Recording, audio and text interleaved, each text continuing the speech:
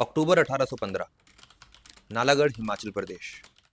युद्ध के मैदान में गोरखों की सेना और अंग्रेजों की सेना एक दूसरे के आमने सामने खड़ी है और मैदान के बीचों बीच गोरखा सेना के 80 साल के वीर गति को प्राप्त हो चुके सेनापति भक्ति थापा की चिता जल रही है और उनकी दोनों बीवियां सती हो चुकी हैं।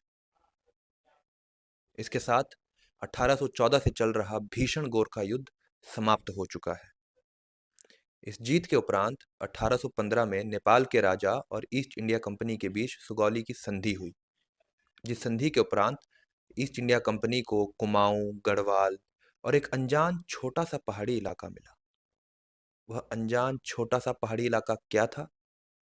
वह था ब्रिटिश साम्राज्य की भविष्य में समर कैपिटल बनने वाली शिमला, जिसे अंग्रेज सिमला कहते थे। शिमला की कहानी में हम आगे बढ़े, इससे पहले हम यह जान लेते हैं कि शिमला का नाम शिमला पड़ा कैसे। शिमला अपना नाम लेता है श्यामला माता से। श्यामला माता माँ काली का एक दूसरा नाम है। शिमला में श्यामला माता का एक मंदिर भी है और उस मंदिर से जुड़ी एक बहुत ही रोचक कहानी है जो मैं आपको सुनाना चाहूंगा। 1830 के दशक में जाखू की पहाड़ी पर श्यामला माता का एक मंदिर था। बगल में ही एक यूरोपियन रहता था। उसे वह मंदिर हमेशा खटकता था, तो एक दिन ताव में आकर उसने वह मंदिर तुड़वा दिया। लेकिन उसी रात से उसको इतने भयंकर सपने आने लगे, इतने भीषण सपने आने लगे कि वह परेशान हो गया और वो समझ गया कि इन सपनों के पीछे कारण क्या था। और कुछ दिनों बाद ही उसने एक दूसरी जगह पर श्यामला माता का मंदिर बनाया और वही मंदिर आज की तारीख में शिमला का प्रसिद्ध कालीबाड़ी माता का मंदिर है। अब शिमला की कहानी पर वापस आते हैं। गोरखों से शिमला जीतने के बाद अंग्रेजों को शिमला भाने लगा। अंग्रेजी अफसर चार्ल्स प्रैट कैनेडी ने वहां पर पहला पक्का मकान बनाया। और तो और 1827 में ईस्ट इंडिया कंपनी के governor general Lord Amherst Shimla आए। वह पहले ऐसे गवर्नर जनरल थे जो शिमला आए थे। अंग्रेजों को शिमला भाने के पीछे कारण वहां का केवल मौसम नहीं था, इसके पीछे एक और कारण था।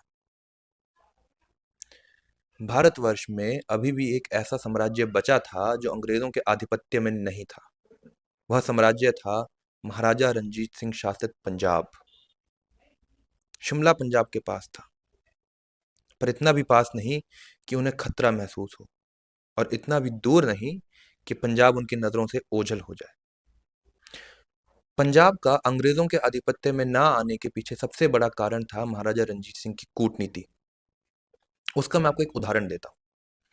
1827 में महाराजा रंजीत सिंह ने शिमला में उपस्थित तब के गवर्नर जनरल लॉर्ड एमहर्स्ट को एक पत्र लिखा। उस पत्र की एक पंक्ति बहुत ही प्रसिद्ध हुई थी, वो मैं आपको कह के सुनाता हूँ। तो महाराजा रंजीत सिंह लॉर्ड एमहर्स्ट को संबोधित करते हुए कहते हैं that God knows how great a desire for a meeting has circumambulated the mansion of my heart। अर्थात यह केवल ईश्वर ही जानते हैं कि आपसे इस भेंट की इच्छा मेरे हृदय की हवेली के कितने चक्कर लगा चुकी है। अब महाराजा रंजीत सिंह के मन में अंग्रेजों के लिए जो भी भाव रहा हो, लेकिन उनकी कूटनीति उन्हें यही कहती थी कि जुबान पर और पत्र में हमेशा मीठे लफ्ज ही होने चाहिए। और इसी की सामर्थ्य की वजह से उनके जीते जी पंजाब साम्राज्य अंग्रेजों के आधिपत्य में नहीं गया, परंतु उनके जाने के 10 साल के अंदर ही अंग्रेजों ने पंजाब को जीत लिया। इस जीत के साथ अंग्रेजी हुकूमत की भारत की धरती पर जड़ें मजबूत होने लगी। लेकिन फिर आई 1857 की क्रांति, जिसने उन जड़ों को झकझोर के रख दिया। शिमला भी इससे अछूता नहीं था। शिमला जिले के जतोग कैंटोनमेंट में तैनात नासिरी बटालियन के गोरखा सैनिक अपने कम वेतन और ब्रिटिश अधिकारियों द्वारा अपने परिवार की उपेक्षा से इतने क्रोधित थे कि अफवाहें फैल गई कि वे शिमला में मौजूद अंग्रेजी आबादी का सफाया कर देंगे।